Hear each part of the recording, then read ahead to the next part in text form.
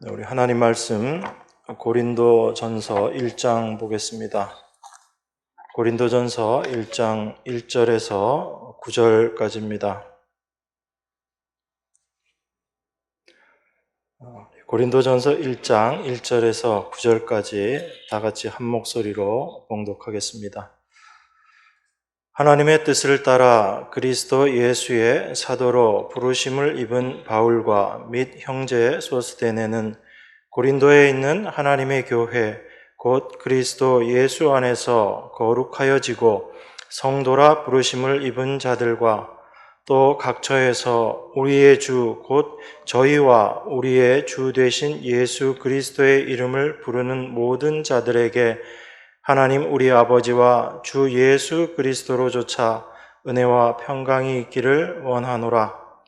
그리스도 예수 안에서 너희에게 주신 하나님의 은혜를 인하여 내가 너희를 위하여 항상 하나님께 감사하노니 이는 너희가 그의 안에서 모든 일, 곧 모든 구변과 모든 지식에 풍족함으로 그리스도의 증거가 너희 중에 견고케 되어 너희가 모든 은사에 부족함이 없이 우리 주 예수 그리스도의 나타나심을 기다림이라.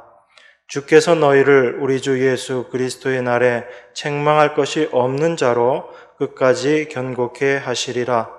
너희를 불러 그의 아들 예수 그리스도 우리 주로 더불어 교제케 하시는 하나님은 미쁘시도다. 아멘.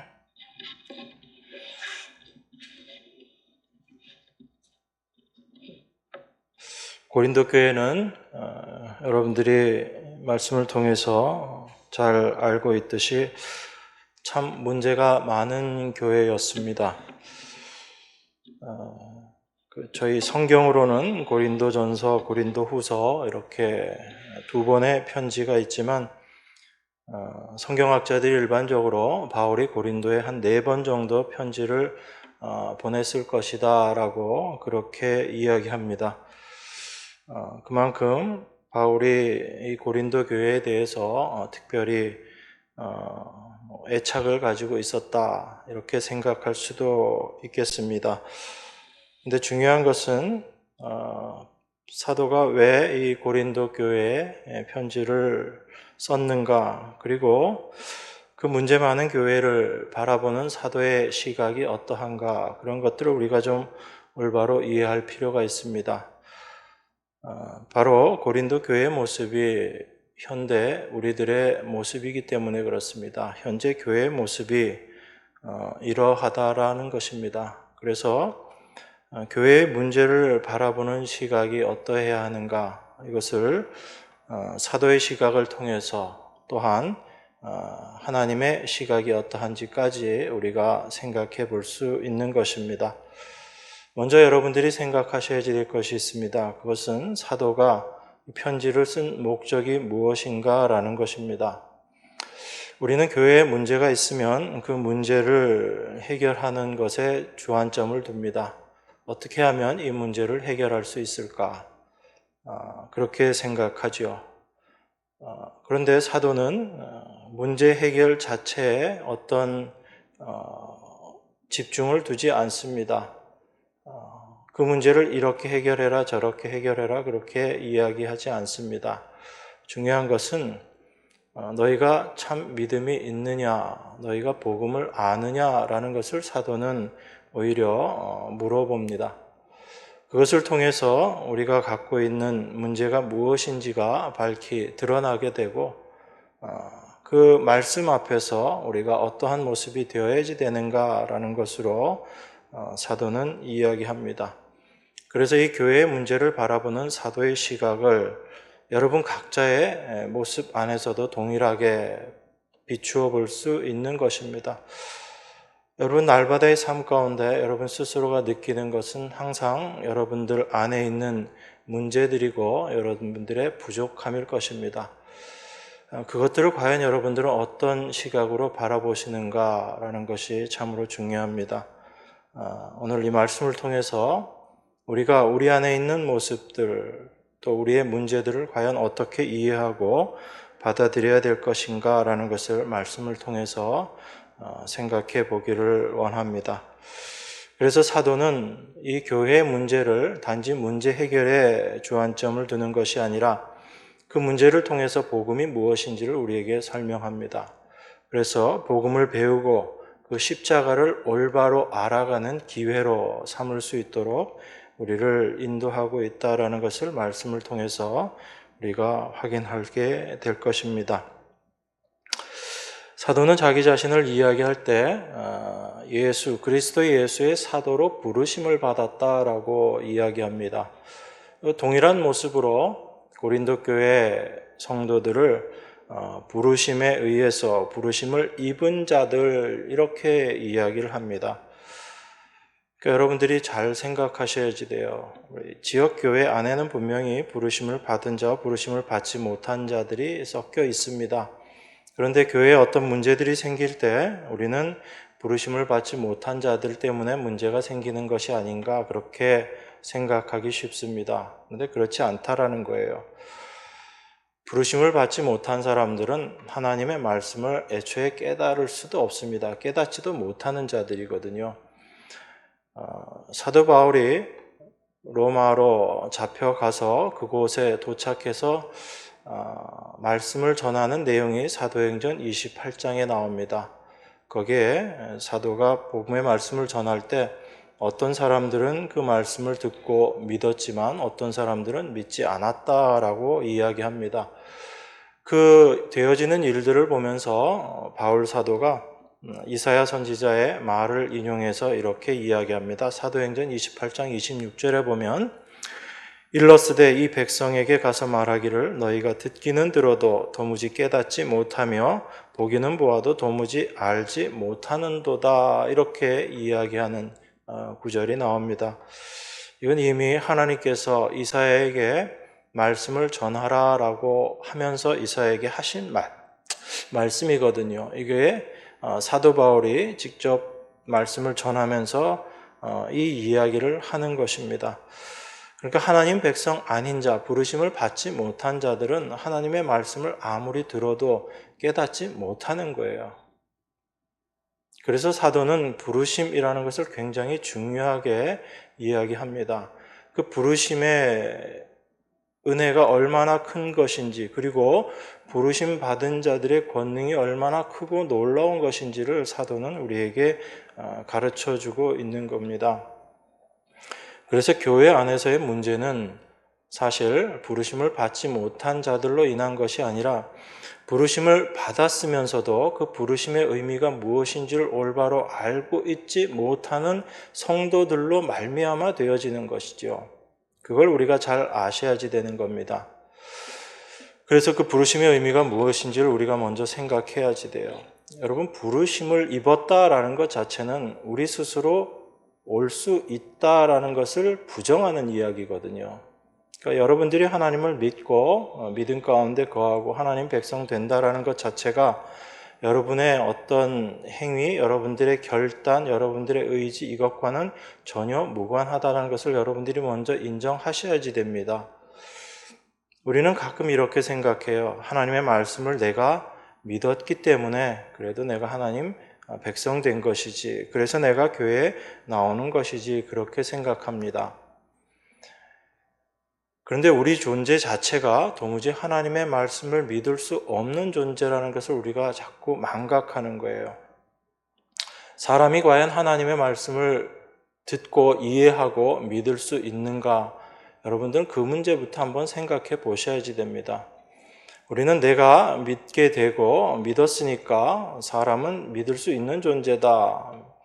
스스로 그렇게 믿음으로 나아갈 수 있는 존재다. 그렇게 생각합니다. 아니면 또 이렇게 생각할 수도 있어요. 하나님이 선행하는 은혜를 주셨기 때문에 그 은혜로 말미암아 이제 우리가 믿고 안 믿고는 우리의 의지적인 결단이다. 이렇게 생각할 수도 있습니다. 그런데 성경을 통해서 여러분들이 분명히 아셔야지 돼요. 하나님의 말씀이 무엇을 이야기하는지를 여러분들이 알지 못하면 우리는 많은 경우에 있어서 신앙생활을 나의 상식을 가지고 신앙생활을 하기가 쉽습니다. 우리가 신앙생활이라고 일반적으로 생각하고 있는 상식적인 내용들이 얼마나 성경과 무관한 성경을 통해서 바라보게 되면 잘못된 것인가라는 것을 여러분들이 아셔야지 됩니다. 제가 이렇게 얘기하니까 여러분들이 또 그러면 뭐 우리가 알고 있는 모든 것들이 다 잘못된 것인가 이렇게 생각하실 수도 있습니다. 모든 것이 다 잘못되지는 않았겠지만 우리의 은연중에 우리 안에 있는 생각들 중에 잘못되어 있는 부분들을 이 하나님의 말씀을 통해서 여러분들이 분명히 확인을 하셔야지 됩니다. 예수님께서 그 마가복음에 보면 나오죠. 예수님께 어떤 젊은이가 찾아왔습니다. 그래서 내가 어떻게 하면 영생을 얻겠습니까? 그리고 찾아오거든요. 그랬을 때 예수님께서 말씀하십니다. 하나님 말씀을 잘 지켜라. 그랬더니 자기가 다 지켰다고 이야기해요. 그랬더니 예수님이 마지막으로 한 가지 있는데 너 가진 거 다 팔아서 가난한 자들에게 나눠주고 나를 쫓으라. 그랬더니 그 친구가 그 심히 근심하면서 갔다라고 이야기합니다. 그리고 나서 바로 이어지는 이야기가 예수님께서 부자와 약대 비유를 하십니다. 그래서 낙타가 바늘구멍을 통과 못하는 것처럼, 통과하기 힘든 것처럼 부자가 천국 가는 것이 이렇게 힘들다 그 말씀을 하시거든요. 그랬더니 제자들이 그럼 도무지 누가 천국을 갈 수 있습니까? 그렇게 이야기하는 내용이 나옵니다. 여러분들 그 말씀을 보시면서 어떻게 생각하세요? 부자는 천국 가기가 좀 힘들겠구나 그렇게 생각하시죠. 근데 거기서 성경에서 이야기하는 예수님이 말씀하시는 그 부자가 누군가라는 걸 우리는 또 생각하지 않는 거예요. 돈 많은 사람이 부자입니까, 여러분? 여러분 중에 지금 여기 앉아 계신 분들 중에 부자와 가난한 자를 나눈다라고 할 때 그러면 어느 정도 재산이 있어야지 부자고 어느 정도 재산이 있으면 가난한 자가 되는 겁니까? 우리는 은연중에 부자와 가난한 자를 구별할 수 있다라고 생각하죠. 그런 것들이 우리가 늘 갖고 있는 오해로 말미암은 실수인 거예요. 예수님께서 이 부자 이야기를 하실 때는 재물이 많은 사람 부자, 재물이 없는 사람은 가난한 자 이런 의미로 이야기하신 것이 아니거든요. 우리가 이 세상에서도 어떤 기준으로 부자와 가난한 자를 나눌 것인가에 대해서 명확하지 않습니다. 늘 경계선상에 있는 사람들이 있기 때문에 그래요. 그러면 예수님께서 이 말씀을 하신 것은 단지 재물이 많고 적음으로 부자가 되고 가난한 자가 된다라는 이야기가 아니라 그 재물에 대한 집착을 떨쳐버리지 못하고 있는 모든 자들이 다 부자다라는 이야기예요. 돈을 중하게 여기고 돈으로 내가 나의 원하는 것들을 할 수 있고 이룰 수 있다라고 생각하고 있는 그 사람들, 그 모든 사람들이 다 부자다라는 이야기입니다. 그럼 제가 여러분들에게 물어볼게요. 과연 여러분 부자입니까? 부자가 아닙니까? 여러분 가난한 자세요? 부자예요? 예수님의 이 말씀 앞에 여러분 자신을 비춰봤을 때 여러분들이 정말 그 돈에 대해서 완전히 자유한 삶을 살고 계시느냐라고 제가 지금 묻는 거예요. 그렇지 못하잖아요. 그러면 여러분과 저는 다 부자인 겁니다. 그러면 부자인 우리가 천국 갈 수 있을까요? 없을까요? 예수님 말씀 통해서 보면 낙타가 바늘길을 통과할 수 있어요? 없어요? 불가능합니다. 그러면 우리는 그 누구도 하나님 말씀 앞에서 천국 갈 수 있는 존재가 아니다라는 거예요. 구원받을 수 있는 존재가 아니다라는 겁니다. 우리의 힘으로 하나님 앞에 나아가서 구원을 이루어낼 자가 아무도 없다라는 거예요. 그게 예수님께서 그 비유를 이야기하신 겁니다. 그래서 제자들이 그럼 대체 누가 갈 수 있습니까? 라고 물어봤을 때 예수님 대답이 그거죠. 사람으로는 할 수 없으되 누구만 하신다고요? 하나님께서 하신다. 그러면 여러분들이 지금 이 자리에 앉아서 하나님의 말씀을 듣고 하나님의 말씀을 깨닫는 것은 전적으로 하나님으로 말미암은 것이라는 걸 여러분들이 아셔야지 됩니다. 여러분들의 어떤 조건도, 여러분들의 어떠한 능력도, 여러분들의 어떠한 자질도 여러분들이 지금 이 자리에 앉아서 하나님의 말씀을 듣고 깨닫고 그리고 하나님의 백성 되는 것에는 아무 영향이 없다라는 거예요. 근데 우린 그걸 생각하지 않습니다. 내가 지금 이 자리에 앉아 있기 때문에, 내가 하나님의 말씀을 알기 때문에, 내가 구원받았기 때문에 나에게 뭔가 하나님 앞에 내세울 만한 것들이 있겠지, 하나님 앞에 갖고 나아갈 만한 것이 있겠지, 그래도 나의 안에 뭔가 있었기 때문에 하나님께서 나를 건져주시고 나를 구원하여 주신 것이 아닌가, 그런 생각을 합니다. 그런데 예수님의 말씀을 통해서, 성경 말씀을 통해서 보면 이 세상의 그 누구도 하나님 앞에 구원을 받을 만한 사람이 없다라는 것이 성경이 이야기하고 있는 거예요. 그러면 여러분이 지금 이 자리에 앉아 있다라는 것 자체가 이미 하나님의 은혜가 아니면 절대 되어질 수 없다라는 것을 여러분들이 먼저 인정하셔야지 돼요. 그런데 그것이 단지 내가 지금 하나님 백성 되는 것, 그것에만 국한되는 것인가? 그렇지 않다라는 얘기입니다. 성도들의 삶 자체가, 매 순간의 삶이, 날마다의 삶이, 그 삶의 모든 부분이 하나님의 은혜로 되어지고 하나님의 은혜로 이루어진다라는 것을 여러분들이 인정하셔야지 되는 거예요. 그렇지 않게 되면 여러분들은 믿음을 가진 자로서 이제 자기 자신을 어떻게 평가하냐면 남과 다른 자기 자신을 자꾸 생각하게 돼요.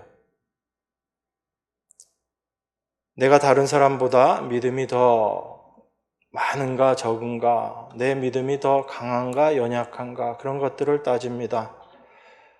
그런데 그 믿음의 모습, 믿음의 강함과 믿음이 많고 적고 이런 것들이 눈에 보이는 게 아니잖아요. 그러다 보니까 여러분들은 항상 무엇을 신경 쓸 수밖에 없어요. 종교적인 행위, 신앙적인 행위라는 것에 우리의 마음이 자꾸 갈 수밖에 없거든요. 그래서 기도를 얼마를 해야지 되고, 말씀을 몇 시간을 봐야지 되고, 전도를 어떻게 해야지 되고, 제가 말씀 보지 말고 기도하지 말고 전도하지 말라는 얘기하는 거 아니라는 거 여러분들이 다 아실 겁니다. 그 전제 하에서 말씀드리는 거예요. 우리 자신이 스스로의 삶 가운데 얼마나 다른 사람들과 비교하면서 사는가라는 것을 제가 말씀드리기 위해서 얘기하는 거예요. 여러분, 몇 시간 정도 기도하면 기도 많이 하는 거죠? 몇 시간 정도 기도하면, 몇 시간 정도 말씀 보면 많이 말씀 보는 겁니까? 아마 1시간 기도하는 사람이 있으면 이 사람은 자기보다 기도 덜하는 사람 보면 내가 그래도 좀 기도 많이 하지라는 생각을 가지고 조금 마음이 편안해질 겁니다. 그런데 어느 날 간증을 듣다 보니까 이분은 하루에 2시간씩, 3시간씩 기도한대요. 그러면 그 얘기 들으면 어떤 생각이 듭니까? 1시간 기도하던 자기의 모습이 참 우습게 보이는 거예요. 더 기도해야지, 그런 마음의 결심을 가질 수도 있습니다. 그게 우리가 신앙생활이라고 하면서 늘 남과 내 자신을 비교하는 거거든요. 그런 어떤 행함으로 말미암아 나의 믿음이 어떠한가를 스스로 자꾸 판단하려고 하는 그런 모습들입니다.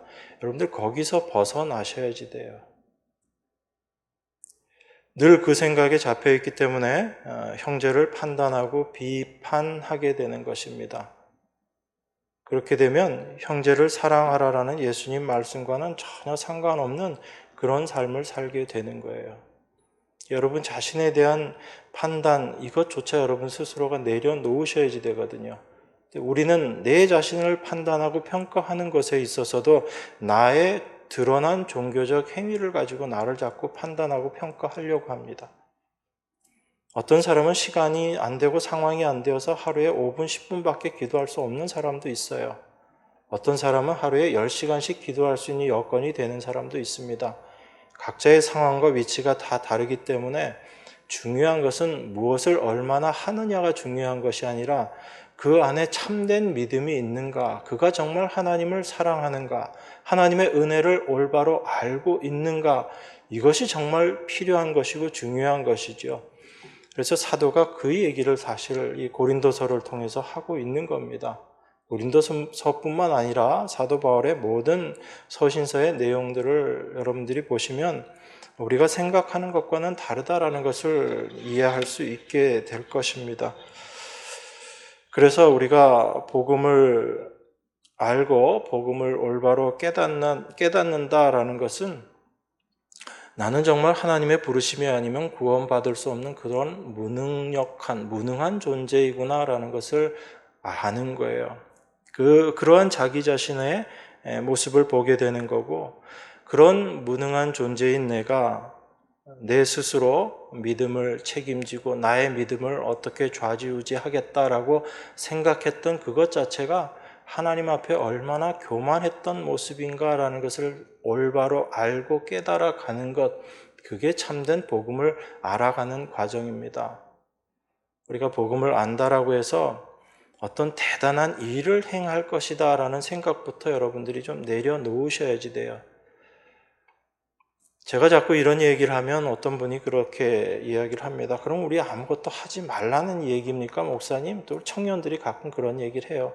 그럼 대체 뭘 하면 됩니까? 그렇게 얘기를 해요. 그래서 제가 그 얘기를 합니다. 여러분들 믿음 안에서 열심히 있어야지 돼요. 그런데 그 열심이 뭔가 어떤 기도 열심히 하고 말씀 많이 보는 열심과 전도 열심 많이 하는 그런 열심이 아니라 하나님의 은혜와 사랑이 무엇인지를 알아가는 그 열심을 내다라고 그렇게 얘기합니다. 하나님의 은혜가 무엇인지, 하나님의 사랑이 무엇인지도 올바로 알지 못하고 나는 이제 하나님 백성 되었으니까 열심히 기도하고 말씀 보고 전도해야지라는 이 생각이 오히려 하나님의 뜻과는 다른 모습으로 나아갈 수 있기 때문에 그렇습니다. 그러한 열심으로 자기의 존재 가치를 올려놓는 사람은 결국 교만한 모습으로 나아갈 수밖에 없거든요. 그래서 나와 남을 비교하는 모습으로 간다라는 거죠. 여러분이 정말 열심을 내어서 하나님의 은혜가 무엇인지, 하나님이 나에게 베풀어 주신 그 사랑이 무엇인지를 알기 위해서 정말 한번 열심을 내보십시오. 그렇게 해서 그 하나님의 은혜와 사랑을 알게 되면 누가 시키지 않더라도 하나님께서 말씀하신 그 모든 것들을 이루어내기 위해서 여러분들 수고하고 애쓸 거예요. 그런데 이 수고와 애씀은 처음에 수고와 애씀, 자기를 위한 열심과는 다른 모습으로 나타나게 됩니다. 그렇게 열심을 다하는 사람들, 그 하나님의 은혜와 사랑을 아는 그 암 가운데 되어지는 성도의 삶은 자기 목숨을 내어놓는다고 하더라도 그것이 자기의 것이 아니고 나의 열심이 아니고 하나님의 은혜입니다라는 그 고백을 하게 되는 거예요. 그게 성도의 열심입니다. 그런데 우리는 자꾸 거꾸로 가는 거예요. 나의 열심을 통해서 내 믿음을 하나님 앞에 좀 드러내 봐야지 되겠다. 내 열심을 통해서 내가 하나님께 더 사랑받는 사람이 되어야지 되겠다.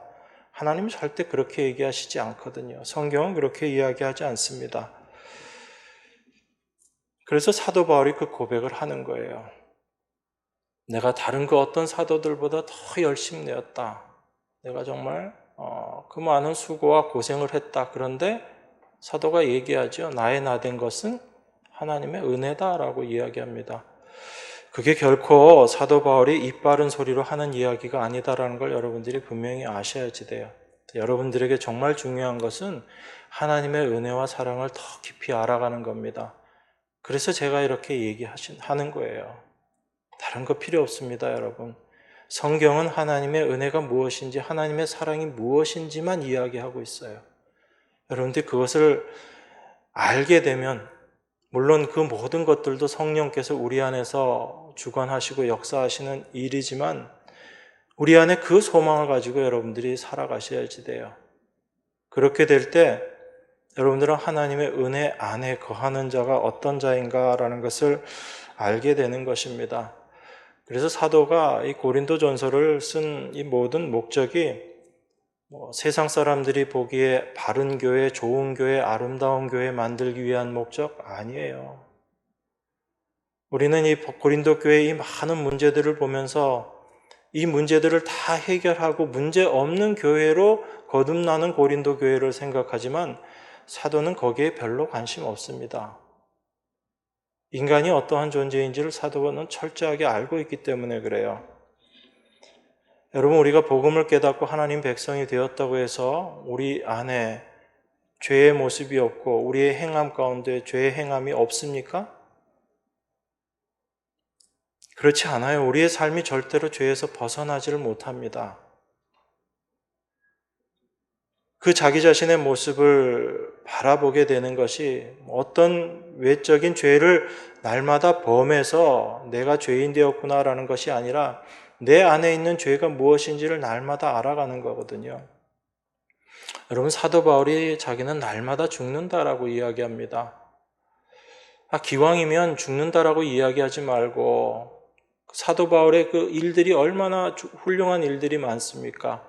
그러면 부활의 능력을 힘입어서 내가 이 모든 일들을 행했다. 나는 날마다 부활의 삶을 산다. 이렇게 사도 바울이 고백하고 우리에게 말하면 좋은데 사도 바울은 그렇게 얘기하지 않거든요. 내가 날마다 죽는다라고 이야기해요.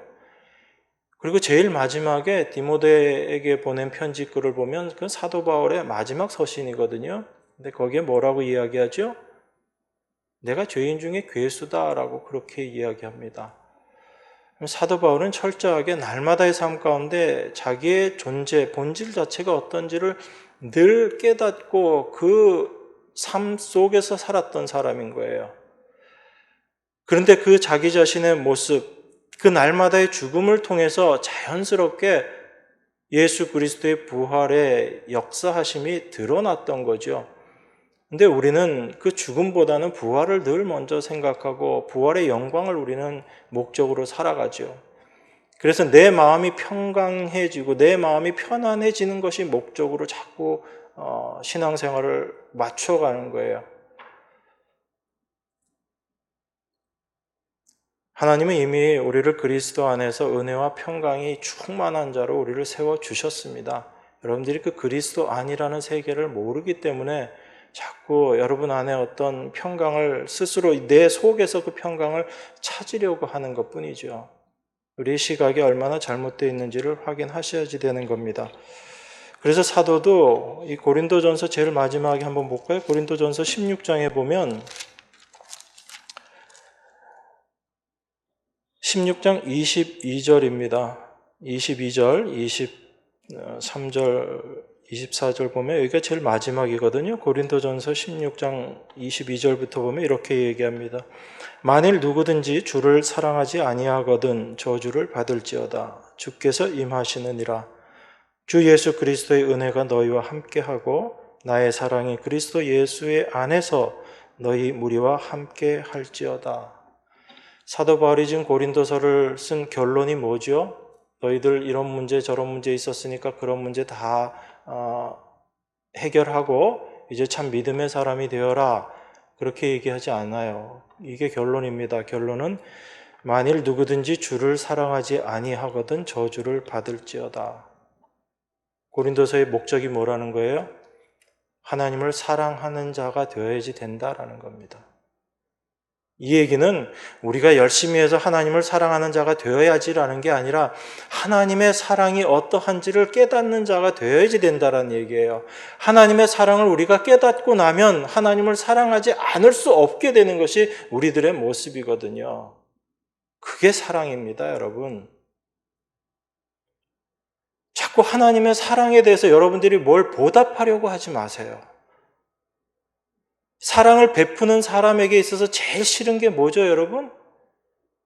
내가 사랑을 베풀었는데 그 사랑에 대해서 자꾸 보답하려고 하는 모습이 제일 안 좋은 모습인 거예요. 나의 베푸는 사랑은 그냥 받아주면 되는 겁니다. 그걸 감사하게 생각하고요. 그 사랑을 누리면 되는 거예요. 그 사랑 안에 거하면 되는 겁니다. 그런데 우리는 하나님으로부터 사랑을 받고 하나님께 우리가 뭘 도무지 돌려드릴 수가 있어요? 우리가 하나님 앞에 뭘 해야 하나님께 칭찬받는 사람이 됩니까? 하나님께서 우리에게 주신 것은 우리가 도무지 할 수 없기 때문에 하나님이 주신 거거든요. 그러면 그 주신 은혜, 주신 사랑을 감사하심으로 여러분들이 받으시면 되는 거예요. 그 은혜 가운데 거하시면 되는 거예요. 그런데 자꾸 거기에다가 여러분들이 뭔가 보태서 하나님께 되돌려 드려야지 되겠다라고, 그게 성도의 모습이라고, 이게 잘못 생각하고 있는 것이라는 겁니다. 하나님의 은혜가 무엇인지를 모르는 거죠. 하나님의 뜻이 무엇인지도 모르는 거고요. 그래서 사도 바울은 이 고린도 교회가 바른 교회 되는 것, 우리가 세상적으로 생각하는 그런 바른 교회 되는 것에 목적이 있는 것이 아니라 참 하나님의 사랑을 아는 자가 되는 것, 이게 사도가 이 서신서를 쓴 목적이라는 걸 여러분들이 먼저 아셔야지 됩니다. 그걸 알게 될 때 여러분들이 무엇을 생각하면서 말씀을 보고 하나님 앞에 어떤 모습으로 여러분들이 나아가야 하는지를 다시금 생각할 수 있게 되는 것입니다. 하나님이 우리를 부르셨다라는 것은요, 하나님이 끝까지 책임지시겠다는 이야기예요. 그게 하나님의 부르심입니다. 하나님이 우리 부르시고 내가 이제 너희를 불러서 믿음도 주고 성령도 줬으니까 이제 너희들이 열심을 내가지고 그 삶의 성도들의 삶은 너희들이 이제 각자가 책임져서 거룩하고 완전한 삶을 살아라, 이렇게 말씀하시지 않는다고요. 근데 여러분들은 어떻게 신앙생활 하세요? 우리는 대부분 어떻게 신앙생활 합니까? 하나님께 은혜를 받았으니까 이제 하나님의 말씀을 따라서 우리가 거룩한 자, 거룩함을 우리가 이루어내야지 되고 우리가 하나님 앞에 완전한 자가 되어서 하나님 앞에 서야지 된다라고 생각하고 그것을 성도의 본분이라고 생각하잖아요. 근데 그렇지 않다는 거예요, 성경은. 하나님은 그렇게 우리에게 그걸 요구하지 않습니다. 하나님은 당신께서 우리를 부르셨기 때문에 그 부르신 분이 우리를 끝까지 책임지시고 하나님이 원하시는 그 자리까지 우리를 분명하게 만들어 놓고 그 위치에 우리를 세우시겠다는 거예요. 그게 하나님의 부르심의 목적인 겁니다. 그래서 부르심의 권위가 무엇인지, 부르심의 권능이 무엇인지를 여러분들이 아셔야지 돼요. 여러분들이 부르심을 받았다라는 것 자체가 얼마나 큰 은혜를 받은 것인지, 얼마나 큰 권능 가운데 있는 것인지를 여러분들이 아셔야지 되는 겁니다. 이걸 알지 못하니까 성도의 삶이 자신감이 없는 거예요. 그래서 늘 남과 비교할 수밖에 없고 다른 교회와 비교할 수밖에 없고 우리 교회는 왜 이런가? 나는 왜 이런가? 나에게 왜 열심이 없는가? 왜 나는 1년 전과 똑같은가? 나는 도무지 변하는 게 없는가? 그건 신앙 아닙니다, 여러분. 분명하게 말씀드리지만 하나님께서 우리를 부르셨다는 것은 하나님께서 끝까지 책임지시겠다는 거예요. 우리를 하나님 앞에 거룩하고 흠이 없는 자로 세우시겠다는 겁니다. 그걸 우리가 에베소서에서 창세전 언약이라고 이야기하잖아요. 하나님이 우리를 그렇게 부르셨다고요. 그 말씀을 오늘 8절에서도 이렇게 얘기합니다. 주께서 너희를 우리 주 예수 그리스도의 날에 책망할 것이 없는 자로 끝까지 견고케 하시리라. 이게 하나님의 약속이에요. 근데 이 약속을 여러분들이 이루어내려고 하잖아요. 하나님께서 이렇게 하시겠다고 이야기하시는데 이러한 자들이, 이 은혜 가운데 있는 자들이 부르심을 받은 자들인 겁니다. 여러분들이 그 부르심 받았다는 게 얼마나 놀라운 은혜인지 여러분들이 아셔야지 되는 거예요. 그걸 여러분들의 날마다의 삶 가운데 알아가고 그걸 경험해 가는 겁니다. 그래서 그 하나님의 사랑에 깊이 들어가면 들어갈수록 여러분들의 삶이 바뀌어질 수밖에 없어요. 세상 사람들이 인정하는 그런 윤리 도덕적인 사람들이 되는 것이 그리스도인이 아니지만 여러분들이 하나님의 은혜를 알고 그 사랑 가운데 거하게 되면 그 삶이 변할 수밖에 없습니다. 자연스럽게 윤리 도덕적인 사람이 될 수밖에 없어요. 그건 여러분들이 억지로 애써서 되는 게 아니라 하나님의 은혜와 사랑을 알면 세상이 싫어하는 그 모습에서 벗어나게 되잖아요. 그런데 지금 교회 모습이 어떻습니까? 세상 사람들에게 욕먹고 손가락질 받고 있는 것이 교회의 모습이잖아요. 우리 교회는 안 그렇다라고 여러분 말씀하실 거예요? 여러분은 아니다라고 얘기하실 거예요?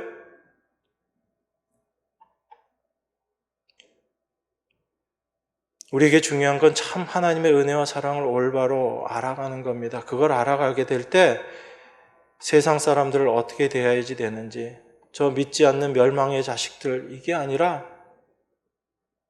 하나님의 사랑을 동일하게 알아야지 되고 하나님의 은혜를 알아야지 되는 그 불쌍한 백성들로 보여지는 거예요. 우리 눈에는 누가 하나님의 택하심을 받은 자들인지 택하심 받지 못한 자들인지 알 수 없습니다. 하나님만 아시는 거예요. 그래서 우리는 전도의 미련한 방법으로 하나님 말씀 전할 수밖에 없는 겁니다. 우리가 판단하고 우리가 생각하지 않고 하나님의 말씀하신 대로 그냥 예수 그리스도의 십자가를 전하는 것뿐이에요. 그렇게 전했을 때 하나님의 택하신 백성들에게는 그 말씀이 들려지고 그들에게 깨달음이 되어지고 하나님께로 돌아올 거예요. 그건 하나님이 하실 일이에요. 우리 교회가 몇 사람을 1년에 전도하고 내가 1년에 몇 사람을 전도하고 이게 중요한 게 아니라고요. 무엇이 전도인지를 여러분들이 먼저 아셔야지 되는 겁니다. 그걸 알지 못하니까 1년의 목표 몇 명 이런 거 교회들이 내세우면서 1년에 교회가 배가 되어야지 된다 그렇게 얘기하는 거예요. 다 하나님 말씀이 뭔지 모르고 하는 얘기들인 거예요. 그런 것들이 여러분들이 분별이 되셔야지 되는 겁니다. 세상 교회들과 참 하나님의 말씀하시는 교회가 무엇인지를 여러분들이 말씀을 통해서 구별하실 수 있어야지 되는 거예요. 그런 분별이 없으니까 어디 교회는 전도 열심히 하더라 그럼 거기에 마음이 다 끌려가는 거예요. 몇 년 만에 교회가 배가 됐다 이런 게 여러분들에게 부러움이 되는 거고 하나님이 필요하면 배로 만들어 주실 것이고요. 그러니까 하나님을 먼저 여러분들 바라보십시오. 하나님이 어떻게 생각하시고 하나님의 뜻이 무엇인지를 먼저 아시는 게 필요한 겁니다. 그걸 알지 못하면 인간의 열심밖에 나올 게 없는 거예요.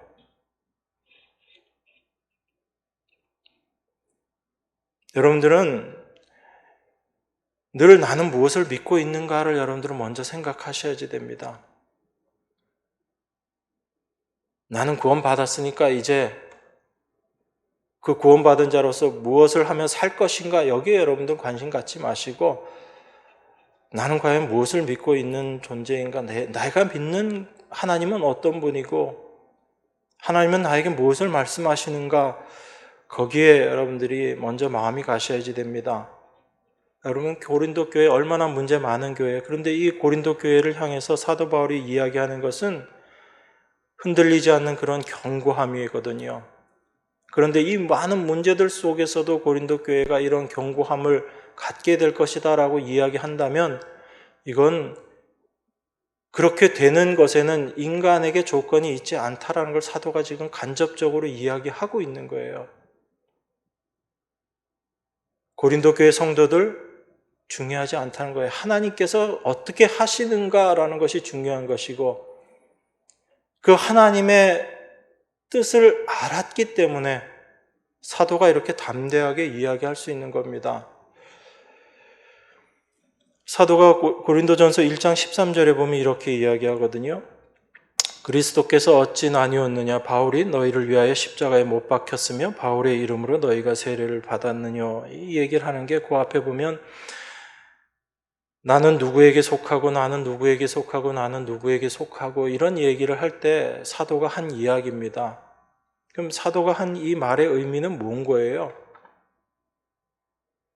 너희들이 지금 누구에게 속하고 누구에게 세례받고 이거 중요한 거 아니다라는 이야기입니다. 중요한 건 바로 예수 그리스도께서 우리를 위해서 십자가에 달리셨다는 거예요. 그걸 올바로 알게 될 때 인간의 조건이라는 건 아무 쓸모없는 것이다라는 걸 이야기하고 있는 겁니다. 이 고린도 성도들이 왜 나는 누구에게 속하고 나는 누구에게 속하고 이런 이야기를 하는 걸까요? 자기가 자기 자신을 바라보니까 뭐 부족하거든요. 신앙적으로도 자기가 뭔가 부족한 것 같고 그런데 나의 부족함을 채워줄 수 있는 방법이 있어요. 그게 뭐냐면 내가 생각하는 우리가 일반적으로 생각하는 좀 믿음의 사람, 성숙한 사람, 괜찮은 사람 그 사람과 그 사람에게 속해 있는 자다라고 하게 되면 내가 그 사람으로 평가받기 때문에 나의 부족함이 메꿔질 수 있을 것이다라고 생각한 거거든요. 고린도 교회 성도들이 그 많은 은사를 받았으면서도 그 은사를 올바로 누리지 못하고 다툼이 많았던 건 뭐예요? 은사에 차별을 둔 거죠. 어떤 은사는 귀한 거고 어떤 은사는 별로 귀하지 않은 것이고 귀한 은사를 받았다라는 것은 내가 괜찮은 사람이기 때문에 내 믿음이 좋기 때문에 귀한 은사를 받았다라는 것 이렇게 생각한 거죠. 자기의 부족한 모습을 은사 받은 걸 가지고 채워 놓으려고 했던 거예요. 그래서 내가 남보다 뛰어나다라는 것을, 내가 받은 은사가 다른 사람보다 더 좋은 은사다라는 것을 증명함으로 말미암아 자기가 높아지려고 했던 그 마음들인 거죠. 다 중심에 누가 있는 거예요? 자기 자신이 있는 거예요. 자기 자신. 부족하고 연약하고 보잘것없어 보이는 내가 지금보다 더 나아져야 되겠다라는 생각을 가지고 이 모든 분란들이 생겨난 거거든요. 누구에게 세례받은 것이 왜 중요합니까? 위대한 목회자에게 세례받은 것하고 정말 이름도 명성도 없는 시골 목회자에게 세례받은 것하고 다릅니까? 똑같습니까? 여러분 다르죠? 여러분 스스로 판단하기 다르잖아요. 여러분들이 생각하는 위대한 목사님한테 세례받았다 그러면 여러분 세례받은 것까지 그거 가지고 자랑하고 다닐 거예요. 내가 아무개 목사한테 세례받았다고. 그게 우리들의 모습인 겁니다. 그게 죄 가운데 있는 우리들의 모습인 거예요. 그걸 왜 여러분들 바라보지 못하세요? 말씀을 통해서 그걸 보셔야지 되는데 그런 것들이 내려놓아져야지 되는 거거든요. 그래서 사도 바울이 내가 몇 명 말고 다른 사람들한테 세례 안 준 거 정말 감사하게 생각한다. 그 얘기하는 거예요. 그리스도 안이라는 그 세계가 무엇인지 알지 못한다는 것입니다.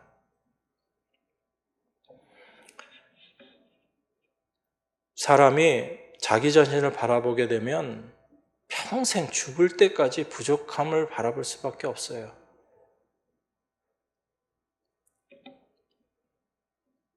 여러분이 여러분 자신 바라보십시오. 10년 전에 여러분 모습하고 지금 모습하고 한번 바라보십시오. 뭐 좀 더 나아진 것 있긴 있겠죠. 그런데 아직도 여러분 부족하잖아요. 여러분 자신에 대해서 만족하십니까?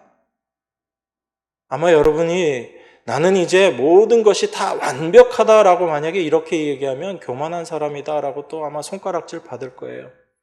여러분 늘 부족할 수밖에 없습니다.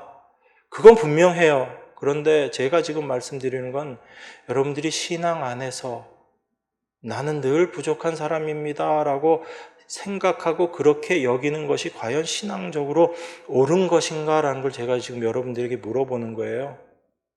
우린 늘 부족한 자가 맞습니다, 여러분. 여러분이나 저나 아무리 수고하고 애쓴다고 해도 늘 부족할 수밖에 없어요. 그래서 우리는 부족하고 연약합니다라는 것이 우리의 고백이 되어야지 되는 게 맞아요. 그런데 우리가 신앙 안에서조차도 나는 늘 부족하기 때문에 내가 뭔가를 해서 그것을 메꾸어 나가야지 되고 완전한 자가 되어야지 되겠다라고 생각하는 그 생각이 과연 신앙적으로 옳은 모습인가, 옳은 생각인가라는 것을 제가 지금 묻고 있는 거거든요. 사도 바울이 고린도서뿐만 아니라 모든 서신에서 제일 많이 이야기하는 것 중에 하나가 그리스도 안이라는 표현이에요. 여러분도 늘 그렇게 얘기하시잖아요. 그리스도 안에서, 그리스도 안에서. 그런데 그 그리스도 안이라는 세계가 어떤 세계인지 여러분들은 자꾸 놓쳐버리는 거예요. 그리스도 안이라는 것을 그냥 그리스도인 되었다 정도로 생각하고 계시는 거예요. 그러니까 그리스도 안에서 이제 내가 더 완전한 그리스도인이 되기 위해서 더 열심히 수고하고 애써야지라는 생각을 떨쳐버리지를 못하는 겁니다. 그런데 성경이 이야기하는 그리스도 안이라는 것은요, 그런 것이 아니에요. 여러분들 그걸 올바로 바라보지 못하기 때문에 신앙생활에서도 자꾸 다른 방향을 잡고 가고 그 모습들이 보이는 겁니다. 이 그리스도 안이라는 세계는요, 예수님으로 말미암아 이루어진 세계거든요. 이게 그리스도 안이라는 것이에요. 예수님께서 십자가에서 뭐라고 말씀하셨어요? 내가 이제 십자가에서 죽는데 이걸로는 너희들 이제 구원만 시키는 거고 구원받은 자로서의 삶은 너희들이 이제 다 이루어 가야지 돼. 그렇게 얘기하시면서 예수님이 십자가에서 죽으셨나요? 예수님 뭐라고 말씀하셨어요? 십자가에서 제일 마지막에 하신 말씀이 다 이루었다 말씀하셨어요. 근데 예수님은 다 이루셨다. 하나님은 예수님을 다 이루신 분으로 보시고 바라보고 계시는데 여러분은 속에서 여전히 그래도 덜 이루었지 이 생각하고 신앙생활 하시는 거예요. 여러분, 그리스도 안이라는 곳은요, 어떤 곳이냐면 예수님께서 다 이루어 놓으신 그 세계, 그 안이 바로 그리스도 안의 세계예요. 여러분들이 그리스도 안에 거한다라는 것은 이미 완성된 곳 안에, 완성된 세계 안에 여러분들이 있는 거예요. 그 안에서 여러분들은 누굴 바라보냐면 그리스도를 바라보는 게 아니라 여러분 자신을 바라보고 있는 거예요. 여러분 자신을 보니까 이것도 부족하고 저것도 부족한 거죠. 평생 부족할 수밖에 없어요. 그래서 여러분들은 평생 열심을 내면서 수고하고 애쓸 수밖에 없는데, 예수님은 우리에게 오셔서 뭐라고 얘기했냐면 수고하고 무거운 짐진 자들아 다 나에게 오라, 내가 너희를 쉬게 하겠다라고 그렇게 말씀하셨거든요. 진리를 알지니 진리가 너희를 자유케 하리라라고 말씀하신 것이 예수님이세요. 그런데 그 예수님이 십자가에서 다 이루셨다라고 말씀하시는데 우리는 여전히 아직도 덜 이루었다라는 생각하고 뭔가 부족한 것처럼, 뭔가 우리가 더 수고하고 애써야지 되는 것처럼 그렇게 신앙생활하고 있잖아요. 그게 하나님의 말씀을 무시하는 거예요, 여러분. 그게 하나님을 모르는 것이고요. 하나님을 알지 못한 자들의 삶의 모습이고, 그게 하나님의 사랑이 무엇인지, 하나님의 은혜가 무엇인지를 알지 못하는 자들의 생각인 겁니다. 그래서 말씀 앞에 여러분들이 깨어지셔야지 되는 거예요. 말씀이 무엇을 이야기하고 있는지를 올바로 아셔야지 된다는 겁니다. 예수님이 십자가에서 다 이루셨다고 말씀하셨어요. 그럼 그 그리스도 안의 세계는 예수님께서 다 이루어 놓으신 세계입니다. 거기에 뭐 하나 더할 게 없는 곳이 그리스도 안이라는 곳이에요. 그게 성도의 위치입니다. 그게 부르심을 받은 자들의 위치라는 걸 여러분들이 아셔야지 돼요. 그래서 부르심을 받았다라는 것이 얼마나 큰 은혜이고 이것 자체가 얼마나 큰 권능인가라는 걸 여러분들이 아셔야지 되는 겁니다. 하나님은 예수 그리스도를 통해서 여러분들이 만약에 뭔가 할 수 있다면 예수님 십자가에 달리셔야 될 이유가 없는 거예요. 그런데 여러분은 그 어떤 것도 여러분 스스로의 힘으로 할 수 없기 때문에 하나님께서 예수 그리스도 당신이 직접 십자가에 달려 그 모든 것들을 해결하신 거예요. 그리고 우리 모두를 그 그리스도의 십자가 안으로 집어넣으신 겁니다. 그리스도 안으로 집어넣으신 거예요. 그래서 하나님이 이제 여러분을 보시는 게 아니라 누구만 보시는 거예요? 예수님만 보고 계시다고요. 하나님은 예수 그리스도만 보고 계시다고요. 여러분들은 그리스도 안에서 여전히 나는 부족하고 나는 뭐 이것도 더 해야지 되고 나는 이 모습이고, 그런데 하나님은 여러분의 그 모습을 보는 것이 아니라 십자가에서 다 이루셨다라고 말씀하신 당신의 아들이신 예수 그리스도만 보고 계신다고요. 그게 믿음입니다, 여러분. 그래서 예수님의 십자가가, 예수님의 말씀하신 것이 온전히 다 이루어졌다라는 것이 예수님의 십자가의 죽으심을 통해서, 그리고 무엇을 통해서 증거된 거예요. 예수님께서 부활하심으로 말미암아 예수님께서 말씀하신 것이 그대로 다 이루어졌다라는 것이 그 부활이 증거가 되는 것입니다. 뿐만 아니라 그 부활하신 예수님이 이제 어디에 가 계시는 거예요? 승천하셔서 하나님 보좌 우편에 계시잖아요. 예수님께서 말씀하신 것들이 이미 다 완성되었고 다 이루어졌기 때문에 예수님 지금 어디가 계신 거예요? 하나님 보좌 우편 그 권능의 자리에 앉아 계신 겁니다.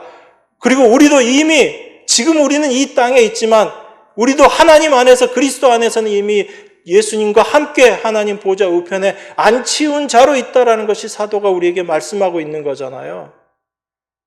그게 십자가의 놀라운 은혜예요. 그저 우리 구원받는데 필요한 것이 십자가고 나머지 삶은 우리의 힘으로, 우리의 열심으로 살아가야지 되는 것이 성도가 아니다라는 겁니다. 우리가 그걸 모르니까 늘 힘들고 수고하고 애쓰는데 평강이 없는 거예요. 예수님께서 부활하시고 나서 제자들에게 찾아오셔서 너희들에게 평강이 있을지어다, 평안할지어다 이 말씀하셨잖아요. 예수님이 다 주셨거든요. 왜 주신 것을 여러분들이 바라보지 못하고 누리지 못해요? 이유는 딱 하나밖에 없습니다. 여러분 자신을 바라보고 있기 때문에 그래요. 내 자신에게 목적을 두고 신앙생활을 하기 때문에 그렇습니다. 내가 지금보다 좀 더 나은 신앙인이 되고 좀 더 나은 믿음의 사람이 되고 세상 사람들이 인정하는 그리스도인이 되어서 내가 지금보다 더 나은 내 자신의 모습에 내가 좀 만족해야지 되겠다라는 이 생각 갖고 신앙생활 하기 때문에 그래요. 신앙생활은, 믿음은 절대적으로 나를 바라보지 않고 그리스도를 바라보는 겁니다. 그게 기초잖아요. 그게 기본이잖아요. 그런데 그게 다예요, 여러분. 거기에서 뭐 다른 것 없습니다. 다른 거 찾으려고 하지 마세요.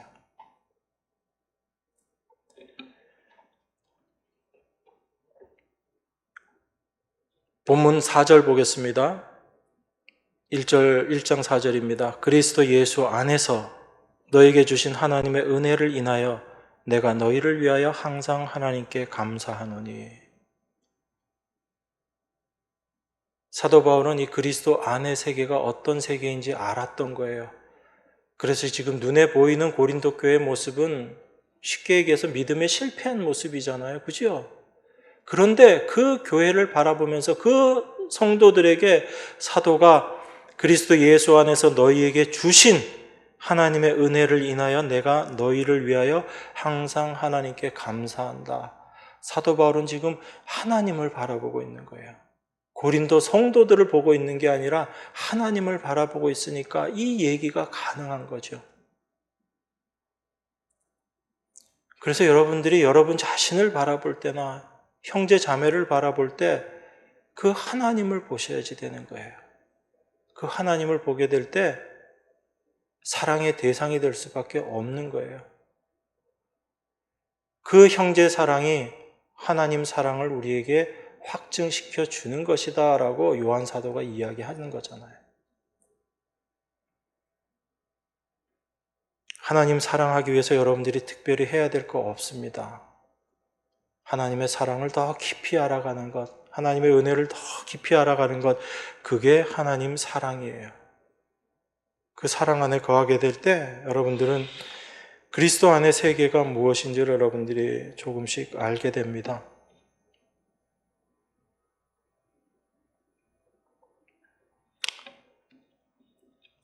5절부터 제가 읽고 기도하겠습니다.